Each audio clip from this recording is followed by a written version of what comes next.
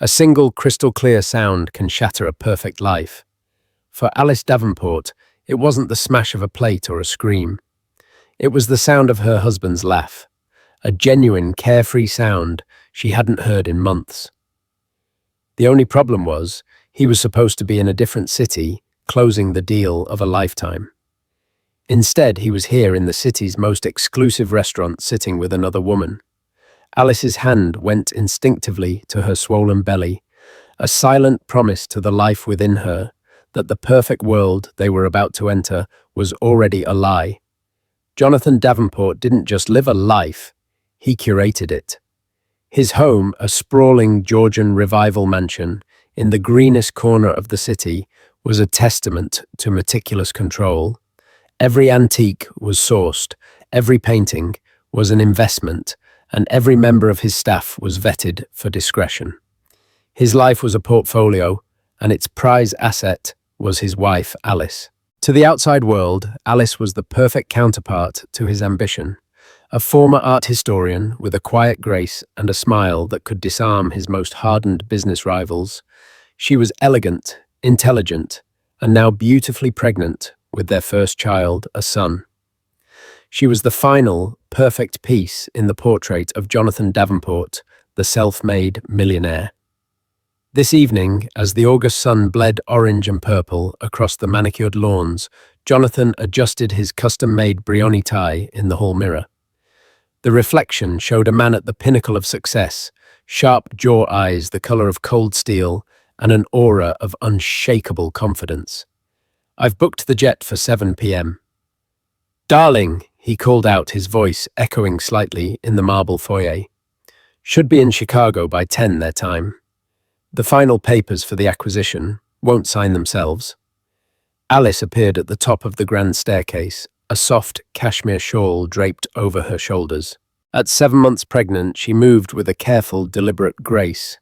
She descended the stairs, one hand resting on the polished oak banister, the other cradling the gentle swell of her stomach. "I wish you didn't have to go," she said, her voice soft. "Dr. Matthews said I should be avoiding stress, and I always sleep better when you're here." Jonathan closed the distance between them, placing a kiss on her forehead. It was a practiced gesture, one of affection, but lacking the deep warmth it once held. "It's the final push, darling. This deal secures our son's future. It secures everything." He smiled, but it didn't quite reach his eyes. "Think of it this way, a few more years of this, and I'm all yours. We'll buy that villa in Tuscany." Alice forced a smile. The villa in Tuscany was another piece of their curated future, a dream he'd dangle whenever a long trip or a missed anniversary needed smoothing over. "All right. Be safe. Call me when you land. Always." As he walked towards the door, his phone buzzed in his pocket. He glanced at it, his thumb hovering over the screen. A message from SR. "Can't wait to see you. I'm wearing the dress you like." He quickly typed back, "Almost there. Prepare to be dazzled." He slipped the phone away, the mask of the doting husband snapping perfectly back into place as he turned for a final wave. "I love you, Alice." "I love you too," she whispered to the closing door. The silence that followed was heavy, broken only by the ticking of the grandfather clock in the hall.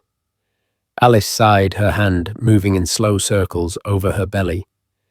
Jonathan's ambition had once been a thrilling thing to witness, a force of nature she had been proud to stand beside. But lately it felt different. It felt like a wall being built around him, brick by brick, leaving her on the outside.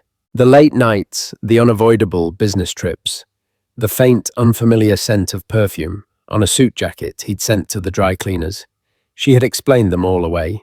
Stress, the pressure of the deal, paranoia brought on by pregnancy hormones. She had to believe that. Her own phone buzzed. It was her younger sister, Chloe. "Still on for our pity party dinner tonight, since your husband has abandoned you for Chicago's deep dish pizza and corporate greed." Alice laughed, a real, genuine laugh. Chloe had a way of cutting through the pretense. "Absolutely. I'm craving truffle pasta more than I've ever craved anything in my life. Meet me at L'Etoile d'Or at 8 30. Ooh, fancy trying to bankrupt me. Fine, but you're telling me all the gossip about the nursery decorator. See you there? Alice smiled and put her phone down. L'Etoile d'Or was their special occasion spot. It was where Jonathan had proposed, where they'd celebrated their first anniversary. Going there without him felt a little strange, but the thought of their rich, decadent pasta was too tempting to resist. It would be a perfect quiet evening with her sister. A small comfort. Meanwhile, Jonathan's chauffeured car wasn't heading to the private airfield.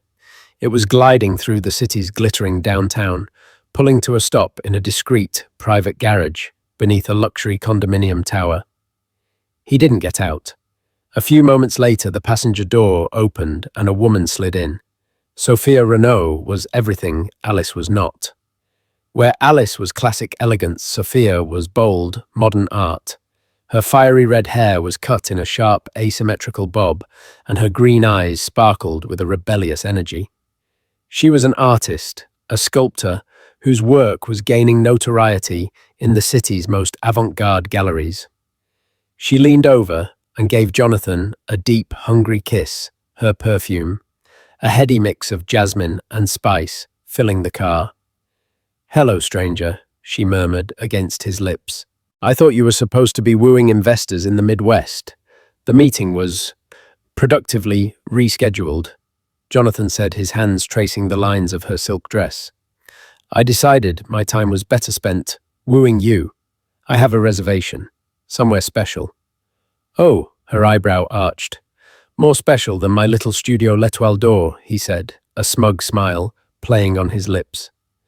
Sophia's eyes widened slightly. "Wow, that's public. Bold of you, Mr. Davenport. Isn't that a bit risky?" Jonathan's grip tightened on her hand. This was part of the thrill, the risk. He felt alive with Sophia, untethered from the suffocating perfection of his other life. He had told her his marriage was a husk, a business arrangement with a woman he no longer loved, and they were in the final stages of a quiet, amicable separation. He'd conveniently left out the part about the baby. "Don't worry about a thing," he said, his voice a low, confident hum. "I own the night. Tonight, you and I are the only two people in the world." He leaned in and kissed her again, the lie tasting as sweet as her lipstick. L'Etoile d'Or was less a restaurant and more a sanctuary for the city's elite. The entrance was unassuming, a single brass door on a quiet, cobblestoned side street. Inside, however, was a world of hushed opulence.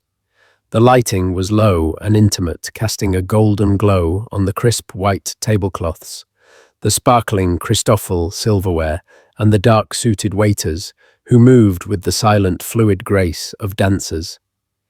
The air smelled of old money, fresh flowers, and exquisitely prepared food.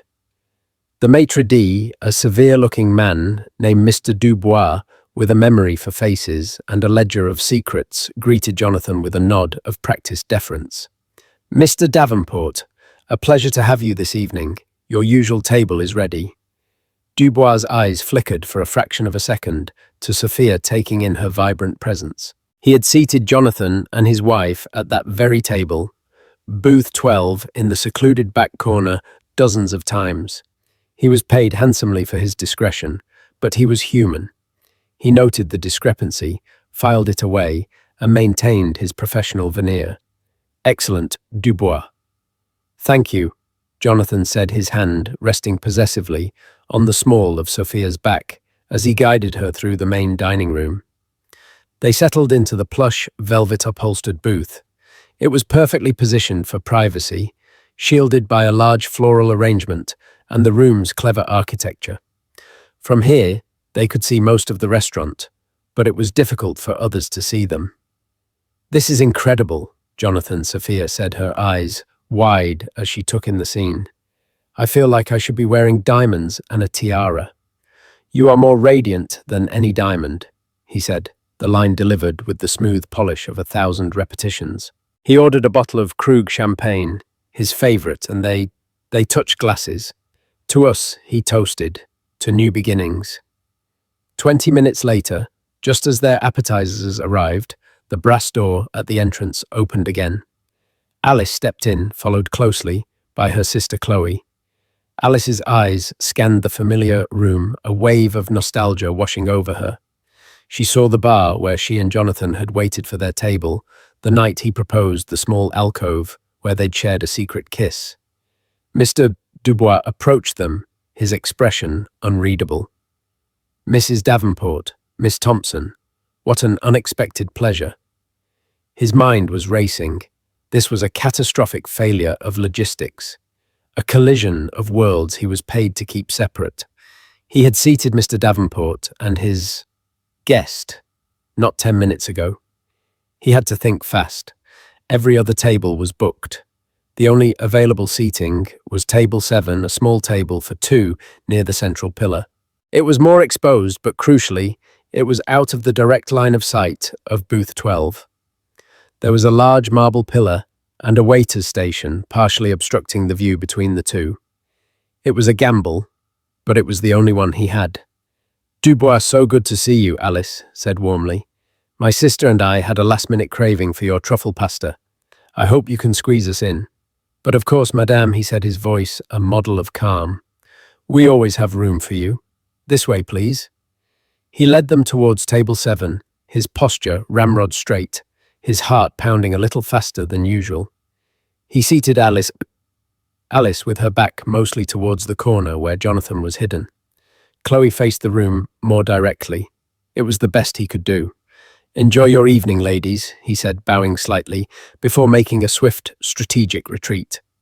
He immediately signaled to the waiter assigned to both tables, a young man named Pierre. He pulled him aside. Pierre Dubois whispered, his voice low and urgent. "You will serve table 7 and booth 12. You must be the soul of discretion. The parties are not to be made aware of each other. Do you understand? Your attention to this detail is paramount." Pierre, a seasoned professional, despite his youth, simply nodded. He understood the unspoken rules of a place like L'Etoile d'Or. Alice settled into her chair, a happy sigh escaping her lips.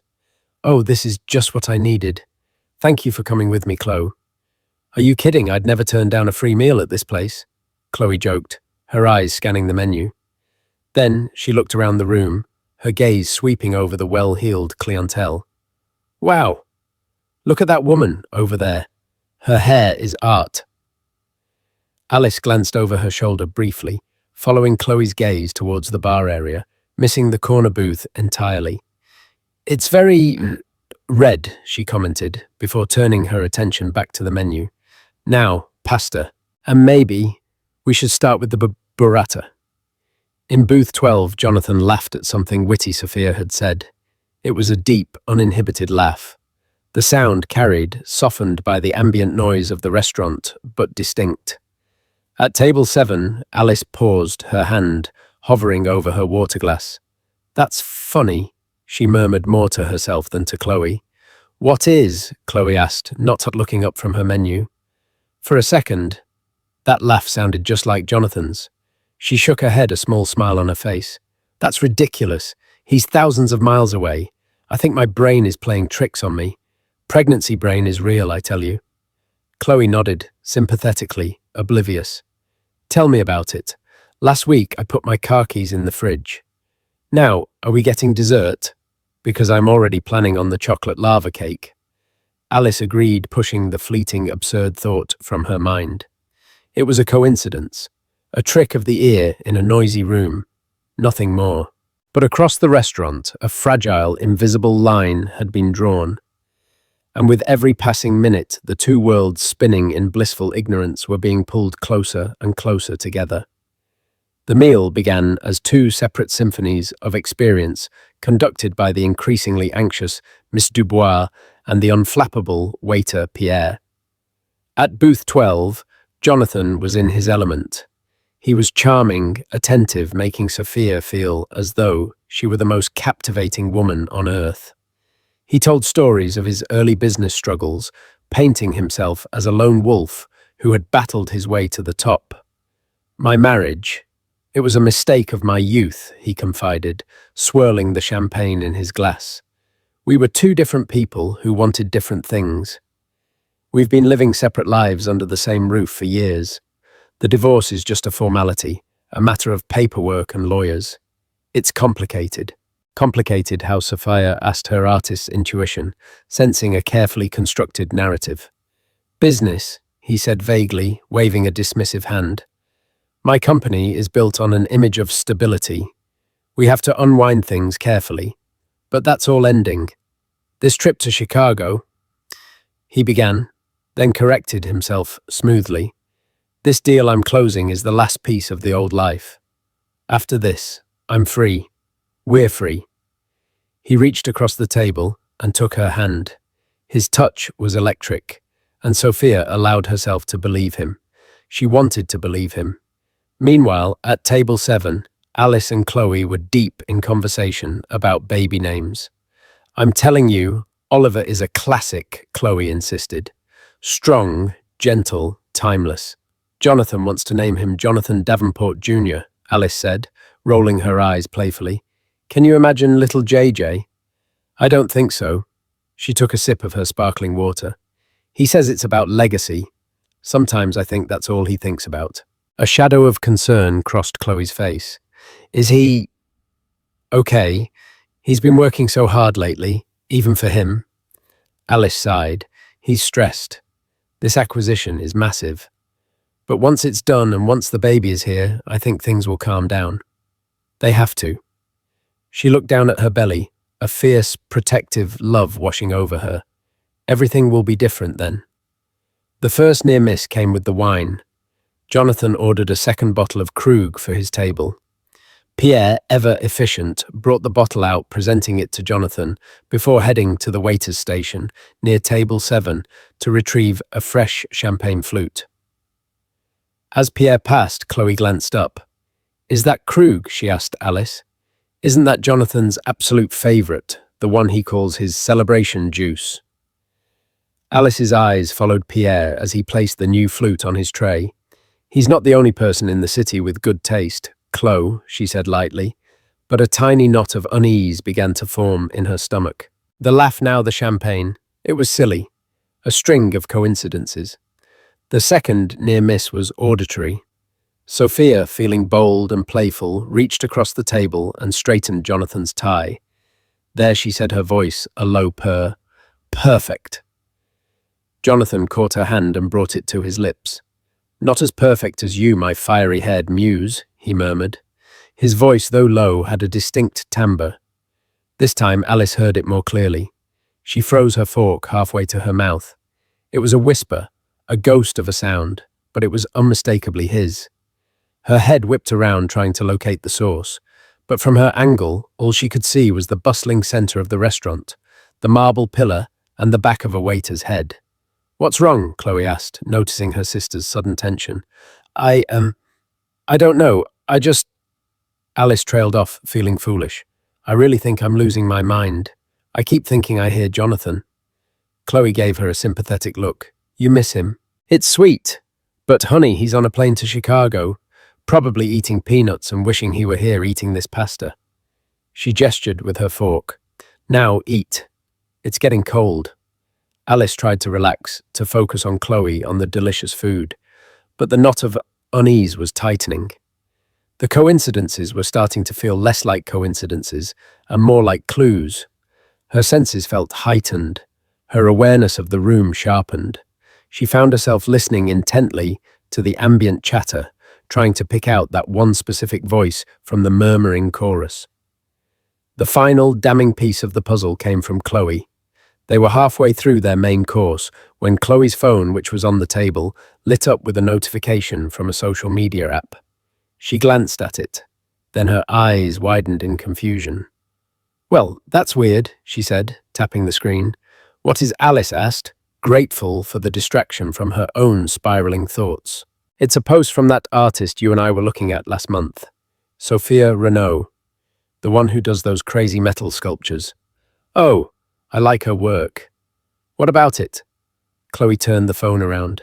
It was a picture Sophia had posted just 30 minutes ago. It was a story. A temporary post, casual and immediate. The photo was a close-up of a champagne flute filled with sparkling bubbles. In the background, artfully blurred but still discernible, was the distinctive dark wood and velvet upholstery of a restaurant booth. But it was the caption that made the blood drain from Alice's face. The caption read, "He told me I was more radiant than any diamond. To new beginnings at l'Etoile d'Or." Alice stared at the screen. The champagne flute. The name of the restaurant. Here. The romantic, intimate caption. It couldn't be. It was another power couple, another secret rendezvous. But then Chloe, still oblivious to the gravity of what she was holding, zoomed in on the photo with her fingers. "Hey, look," she said, pointing. "You can just barely see the guy's cufflink reflected in the glass." Time seemed to slow down. Alice leaned in, her eyes fixed on the tiny, distorted reflection in the curve of the champagne flute. It was a flash of silver and onyx. A small square design. She knew that cufflink. Jonathan had worn them just that morning. They were a custom gift from her for his 35th birthday, engraved with the coordinates of the place they had first met. The world went silent. The clinking of cutlery, the murmur of conversations, Chloe's voice. It all faded into a dull, roaring buzz in her ears. The coincidences snapped into a horrifying, undeniable pattern. The laugh, the champagne, the voice, and now this irrefutable photographic proof. He wasn't in Chicago. He wasn't closing a deal. He was here, in their restaurant, with another woman. Alice, Chloe's voice was suddenly filled with alarm. "Alice, you're white as a sheet. What is it? Are you okay? Is it the baby?" Alice couldn't speak. She could only stare at the phone, at the tiny reflection of her husband's betrayal. She slowly raised her eyes from the screen and looked past Chloe, her gaze now directed with chilling certainty towards the secluded back corner of the room, towards booth 12. She couldn't see him clearly, but she didn't need to. She could feel his presence, a cancer, in the room she had once considered sacred. With a slow, deliberate movement that felt like it took a lifetime, she placed her napkin on the table. "I need to go to the ladies' room," she said, her voice a dead, hollow thing. But she wasn't going to the ladies' room. She was going to see the truth for herself. Every step Alice took felt like walking through water. The vibrant, golden-hued restaurant seemed to warp and distort around her. Faces turned to blurs, conversations melted into an incoherent hum. Her entire consciousness was focused on one destination, booth 12.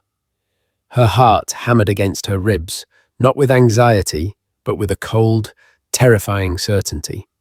She was a woman walking towards the edge of her own life, knowing the ground was about to give way. Chloe, now deeply concerned, started to get up. "Do you want me to come with you?" "No," Alice said, her voice sharp enough to make Chloe flinch. "Stay here." She navigated the tables with an eerie, calm precision, her hand resting protectively on her stomach. It was a subconscious gesture, the mother shielding her child from the blow she knew was coming. The large floral arrangement that had provided Jonathan with such perfect cover now seemed like a final flimsy curtain before a tragedy. As she rounded the large marble pillar, the scene snapped into focus. It was worse than she could have ever imagined. It wasn't a clandestine nervous meeting. It was intimate, romantic. Jonathan was leaning forward, his expression one of rapt attention, a smile of genuine delight on his face. The woman opposite him, the woman with the fiery red hair from the social media post, was talking, her hands gesturing animatedly. And on the table between them, nestled in a silver bucket, was the bottle of Krug champagne. But the detail that broke her, the single image that would be burned into her memory forever, was his hand. Jonathan's hand was covering the woman's, his thumb gently stroking her knuckles. It was the same tender, possessive gesture he had used with her 1,000 times, a gesture she had thought was reserved for her alone. For a moment she just stood there, invisible in the shadows, just beyond their booth. She watched them, this man who was her husband, the father of her unborn child, living a completely separate life, a life in which she and their son did not exist. The pain was a physical thing, a white-hot poker stabbing through her chest. The betrayal was so absolute, so profound, it stole the air from her lungs. She could have turned around. She could have walked away, preserved some semblance of dignity, and dealt with the fallout in the privacy of their cold, curated home. But the woman inside her, who had politely explained away suspicious absences and ignored her own intuition, was gone. In her place was a woman whose entire world had just been set on fire, and she wanted to see the arsonist's face when he watched it burn. She took one final step forward into the soft light of their private little world. Jonathan. Her voice wasn't a shout. It was quiet, almost conversational, yet it cut through the restaurant's ambience like a shard of glass. Jonathan's head snapped up. The charming smile on his face froze, then crumbled. His eyes widened, the steel-grey colour turning to a dull, panicked slate. He looked at Alice standing there, her face a pale mask of heartbreak, her hand on her pregnant belly. And then his eyes darted to Sophia, then back to Alice. He was a trapped animal, and the walls of his gilded cage had just slammed shut. He snatched his hand back from Sophia's as if it had been burned. Sophia's animated expression dissolved into confusion. She looked at Alice, taking in the elegant but simple dress, the visible pregnancy, the sheer force of the pain in her eyes. Then she looked back at Jonathan's terrified face. The pieces of the puzzle began to click into place in her mind, forming a picture far uglier than she had been led to believe. Alice. Jonathan stammered, his voice a strangled whisper. What are you doing here, I thought. You thought I was at home, Alice finished for him, her voice miraculously steady. Waiting for your call from Chicago, the city you're clearly in right now. Her gaze shifted to Sophia. There was no anger in her eyes, just a profound, devastating pity. I'm sorry, Alice said, her voice cracking slightly. He was supposed to be on a business trip. And I'm his wife. The word wife hung in the air between them, heavy and irrefutable. Sophia recoiled slightly, her face paling. The colour drained from her cheeks, leaving her looking small and lost. The fiery, confident artist vanished, replaced by a woman who had just realised she was not the heroine of a love story, but the villain in someone else's tragedy. Wife Sophia whispered, her eyes locking on Jonathan. You told me you were separated.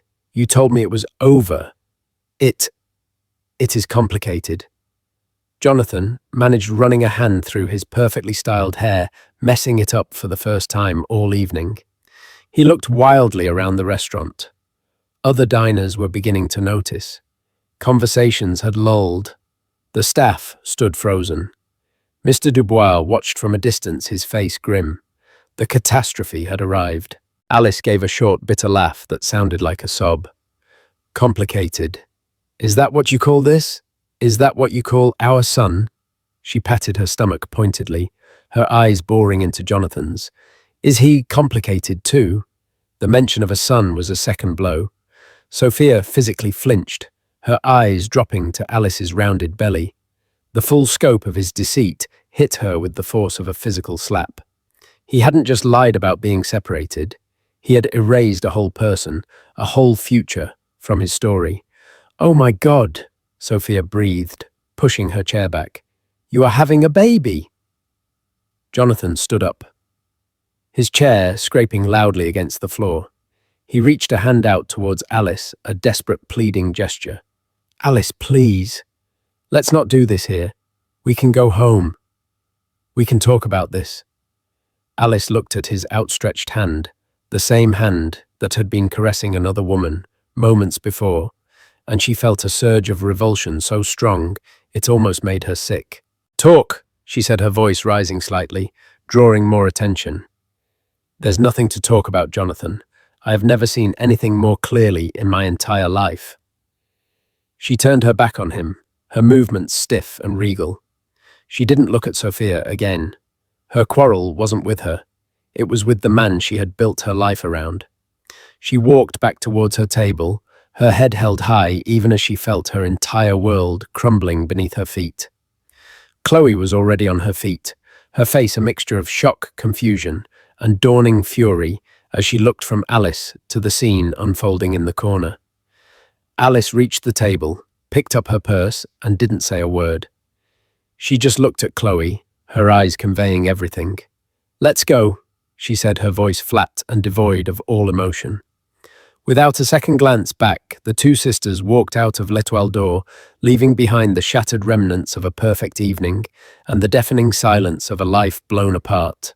Jonathan stood exposed and humiliated in the center of the wreckage he had so carefully created.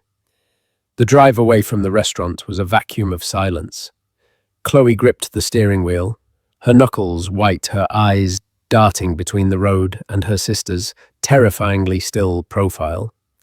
Alice stared out the passenger window, the glittering city lights blurring into meaningless streaks of color.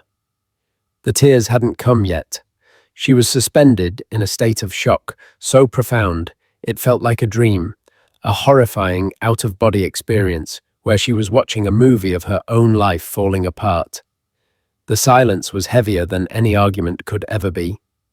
Chloe wanted to scream, to rage at Jonathan, to comfort her sister, but she knew that any word she uttered would be the pin that burst the fragile bubble of Alice's composure. So, she just drove the steady hum of the engine, the only sound in their private moving tomb. When they pulled into the long, sweeping driveway of the Davenport mansion, the house looked different. It was no longer a home. It was a museum of lies, each window a display case showing a life that was a fraud. As Chloe put the car in park, the first sob tore its way out of Alice's chest. It was a ragged, guttural sound, the noise of a heart breaking. And then the tears came, a silent torrential downpour. She didn't make a sound, just sat there as her body shook with the force of her grief. Chloe immediately unbuckled her seatbelt and wrapped her arms around her sister.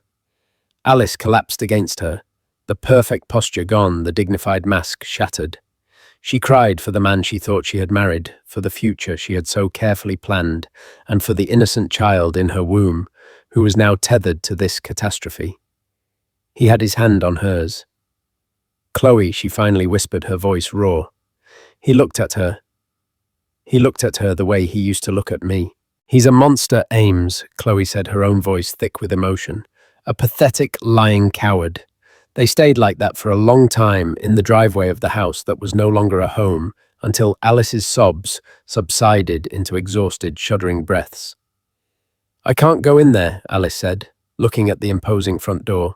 "Not tonight. I can't sleep in our bed. I can't look at the nursery." "You're coming home with me," Chloe said, her tone leaving no room for argument. She put the car back in gear and drove away, leaving the grand, empty house to its secrets. Back at L'Etoile d'Or, chaos reigned in a quiet, contained, and utterly brutal way. As Alice walked away, Jonathan's world tilted on its axis. The adrenaline of the confrontation gave way to a sickening, free-falling panic. He turned to Sophia, his mind scrambling for a way to salvage something, anything from the wreckage. "Sophia, I can explain," he started, his voice desperate. Sophia stared at him, her green eyes now dark with disgust. The playful, artistic muse was gone. In her place was a woman who saw him with piercing, ugly clarity. "Explain what," she said, her voice lethally quiet. "Explain that your amicable, business-like separation is actually a very pregnant, heartbroken wife. Explain that the freedom you promised me was just a vacation from your real life. A life you have absolutely no intention of leaving." She stood up and gathered her small purse from the table. "You didn't just lie to me, Jonathan. You used me. You made me the other woman in the most cliché, pathetic story imaginable. You made me a party to that." She gestured towards the door where Alice had disappeared. The look on her face. I will never forget the look on her face. "It's not what you think," he pleaded, reaching for her arm. She snatched it away as if his touch were poison. "Don't you dare touch me," she hissed, her voice low and venomous. "You are a parasite in a good suit. I feel sorry for your wife. I feel sorry for your unborn child. But most of all right now, I feel sorry for myself, for ever believing a single word that came out of your mouth." She threw her napkin onto the table, a gesture of finality. Without another word, she turned and walked away, her stride purposeful and furious. She didn't look back. Jonathan was left standing alone in the corner of the restaurant. The whispers of the other diners were now a palpable force pressing in on him. He saw Mr. Dubois approaching his face, a stony mask of professional disapproval. He saw his business rival, Robert Caldwell, sitting at a table across the room, watching the entire exchange with a look of predatory interest. Jonathan fumbled for his wallet, threw a handful of $100 bills onto the table, far more than the cost of the meal, and fled. He didn't wait for the valet. He ran down the cobblestone street, his heart pounding, and hailed the first cab he saw, desperate to escape the scene of his own self-immolation. Sophia arrived back at her loft, a sprawling, open-plan space filled with half-finished sculptures, canvases, and the smell of turpentine and clay. The space that had always felt like her sanctuary now felt tainted. She walked over to her workbench and saw the small velvet box she had left there, a gift from Jonathan from last week. She opened it. Inside was a delicate, antique silver locket. "For my muse," the card had read, "so you can keep me close to your heart until we can be together properly." With a cry of rage and disgust, she hurled the box across the room. It hit the brick wall and clattered to the floor. She sank onto a stool, burying her face in her hands. The humiliation was a bitter acid in her stomach. He had played her so perfectly, appealing to her desire for a grand, passionate love affair that transcended a boring, conventional marriage. He had made her feel special, chosen. In reality, she was just a sordid little secret. Her phone buzzed. It was him. Jonathan Davenport. She stared at the name, then pressed the block contact button with a sense of grim satisfaction. He called again, this time from a private number. She silenced the call, and again, and again. She stood up and walked to her laptop. Her hands shaking, she typed Jonathan Davenport into the search bar. The first results were glowing business articles. Davenport Industries seals landmark acquisition. But then she clicked on the news tab and scrolled down. There it was, an article from a society magazine from 2 months prior. The headline read, "Jonathan and Alice Davenport, a power couple's new chapter." The article was accompanied by a professional photo of Jonathan and Alice at a charity gala. They were smiling, his arm wrapped securely around her. Alice was glowing, her hand resting on a small but noticeable baby bump. The article was filled with gushing quotes from Jonathan about his excitement for fatherhood and his devotion to his incredible wife. "Alice is my rock," one quote read. "Bringing a child into the world with her is the greatest achievement of my life." Sophia felt sick. It wasn't just a weight, it was a comprehensive, public and pathological deception. He hadn't just hidden the truth, he had actively curated a false one for her. Her anger began to curdle into something colder, sharper, something that felt dangerously like a desire for retribution. The next morning, the sun rose on 3 fractured lives. For Alice, it rose in the guest room of Chloe's small, sunlit apartment. She hadn't slept. She had spent the night staring at the ceiling, replaying the scene at the restaurant over and over again. Every detail, every lie, every stolen glance was a fresh wound. The life she had known was gone. The man she loved was a stranger. When Chloe brought her a cup of tea, Alice looked at her with eyes that were hollowed out by grief, but held a new hard glint of resolve. "I need to call a lawyer," she said, her voice raspy but firm. "Not just any lawyer. I need the best divorce attorney in the city." Chloe nodded. Relief washing over her. This was better than tears. This was action. "I know who to call. Her name is Brenda Shaw. They call her the Shark. She'll eat him alive." "Good," Alice said, a cold fury beginning to replace the pain. "Because he has taken everything from me. I won't let him take anything from my son." She looked down at her belly. The baby kicked a small, reassuring flutter from within. In that moment, her focus shifted entirely. This was no longer about a broken marriage. It was about protecting her child. Jonathan Davenport had started a war, and Alice was preparing her defenses. For Jonathan, the sun rose on a full-blown panic. He had spent the night in a five-star hotel under a false name, his mind a maelstrom of fear and damage control. He had left over 50 voicemails for Alice, each one more desperate and pathetic than the last. He had tried to call Sophia only to find his numbers blocked. He was hemorrhaging control, and it was a feeling he was not accustomed to. His first call of the morning wasn't to his wife, but to his head of security. "I need a full media blackout," he barked into the phone. "There was an incident last night at L'Etoile d'Or, a public domestic dispute. A man named Robert Caldwell was there. He's a rival. I need to know who he talked to. I need you to lean on the restaurant staff, the valets, anyone who saw anything, non-disclosure agreements, bonuses for their silence. I don't care what it costs. This cannot get out." But it was already too late.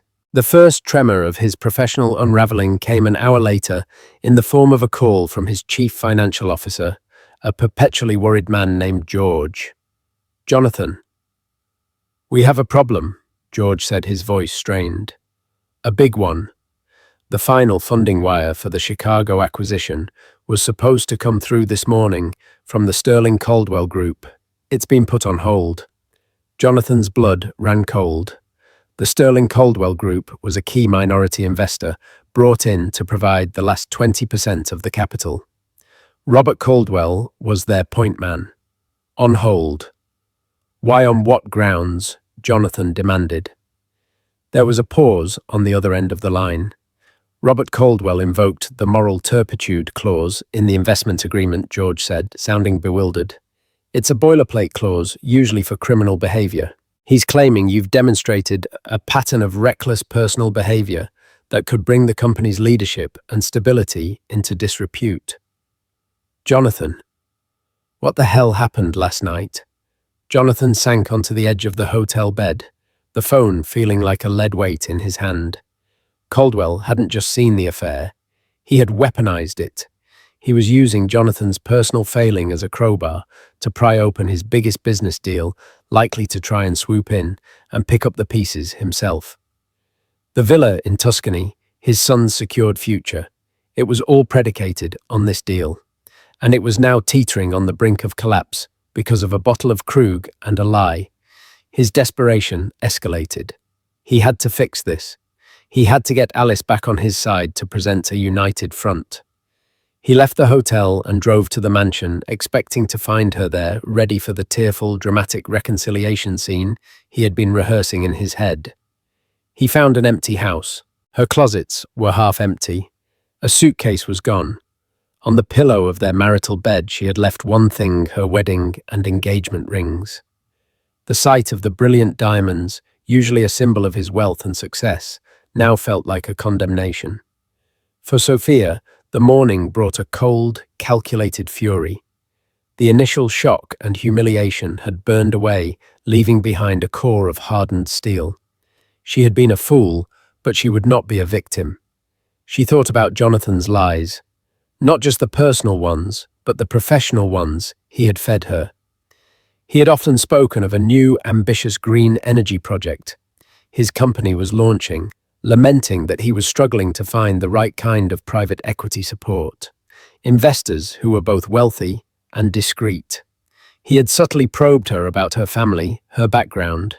Sophia's family was not famous, but they were quietly and immensely wealthy, with deep roots in old-world European finance. Her uncle Antoine Dubois, a common name and no relation to the maitre d', was the patriarch, a notoriously private and ruthless investor who controlled a vast family fund. Jonathan, with his talk of discreet partners, had clearly been trying to see if he could use her as an inroad. The realization made her skin crawl. He hadn't just been cheating on his wife. He had been prospecting for new money. She picked up her phone and made a call. "Oncle Antoine," said Sophia. She said, her voice calm and steady. "I'm fine. I'm calling to give you a piece of friendly advice. I know you've been considering a few new American ventures. If the name Davenport Industries comes across your desk, I would strongly advise you to run in the other direction. The man at the top is not what he seems. He has a foundation of lies, and the whole thing is about to come crashing down. She didn't need to say more. Her uncle trusted her instincts. With that one quiet phone call, she had preemptively firebombed any bridge Jonathan might have hoped to build to her family's fortune. It was a subtle revenge, but a deeply satisfying one. Just as she hung up, an email notification popped up on her laptop. It was a news alert she had set for Jonathan's name. The headline made her breath catch in her throat. Davenport acquisition hits snag. Investor cites leadership concerns. It was happening. The unraveling was beginning faster than anyone could have predicted. The carefully curated world of Jonathan Davenport was not just cracking, it was shattering. And the shockwaves were just getting started. 2 weeks later, the landscape of 3 lives had been irrevocably altered. The aftershocks of that night at L'Etoile d'Or had triggered an earthquake toppling the pillars of Jonathan's empire one by one. Alice, under the guidance of the formidable Brenda Shaw, had moved with swift and surgical precision. She hadn't just filed for divorce, she had filed an emergency petition to freeze their joint assets, citing Jonathan's erratic and financially reckless behavior. Her legal team used the news of the stalled Chicago acquisition as proof that his personal choices were now directly endangering the marital estate, and by extension, their son's financial future. The judge, a no-nonsense older woman, had granted it. Jonathan found himself locked out of his own fortune. His credit cards were declined. His access to the vast pools of capital he had once commanded was severed. He was, for the first time since his 20s, cash poor. He tried to fight back. He showed up at Chloe's apartment, begging to see Alice. Chloe met him at the door, her expression like stone. "She doesn't want to see you, Jonathan. She's my wife. I need to talk to her." He'd raged the confident millionaire replaced by a desperate, cornered man. "No, she's your soon-to-be ex-wife," Chloe corrected him coldly. "And the mother of the child you lied about. You don't get to demand anything. You should have thought about that before you played house with your artist of the month." She had then shut the door in his face. His professional life was in an even worse state. Robert Caldwell, having successfully sabotaged the acquisition, had used the ensuing chaos to launch a hostile takeover bid for Davenport Industries.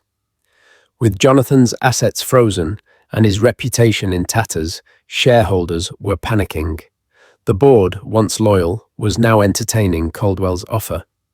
The company Jonathan had spent his life building was being sold off for parts, and the man buying it was the one who had witnessed his downfall. His last desperate gambit was a direct appeal to Sophia's uncle Antoine Dubois. He hadn't known about Sophia's warning call. He pulled strings, called in favors, and secured a 10-minute meeting, hoping the renowned investor might be his white knight. He walked into a sparse, brutally modern office. Antoine Dubois, an impeccably dressed man in his late 60s, with eyes that seemed to see right through him, did not stand up. "Mr. Davenport Antoine," said his French accent, thick and precise. "You have a reputation for building things. It appears you also have a talent for demolition, a talent you recently applied to my niece." Jonathan froze. "Your niece," Sophia Renaud Antoine clarified, enjoying the flicker of terror in Jonathan's eyes. "She is a gifted artist. She is also the light of my life. You mistook her for a fool. You tried to use her as a stepping stone to my wallet, all while humiliating her and your own family. This was a grave miscalculation. The meeting was over before it began. Jonathan left his last hope extinguished. The final confrontation did not happen in a boardroom or a lawyer's office.